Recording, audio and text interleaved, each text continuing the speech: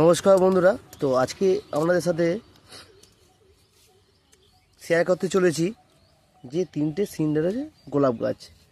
দেখুন, এই যে তিনখানা সিন্ডারের গোলাপ গাছ স্থাপন করা আছে। তো এইগুলো কি আজকে আপনাদের সামনে তুলে ধরবো যে 1261 কদিন ছাড়া দেবেন। তো চলুন তাহলে ভিডিও শুরু করা যাক। দেখুন, এখানে আমি 500 গ্রাম জল নিয়েছি। তো এতে হাফ গ্রাম আমি 1261 মিক্স করব। দেখতেই পাচ্ছেন এখানে হাফ গ্রামের মতন আমি 1261 নিয়েছি। এটাকে মিক্স করব, দিয়ে একটু ফেটিয়ে নেবো। এটা একটু ফেটিয়ে নিচ্ছি। দেখুন, এবার আমি গাছের গোড়ায় অল্প পরিমাণে দিয়ে দেবো। তিনটে গাছ আছে, তিনটে গাছেই দিয়ে দেবো।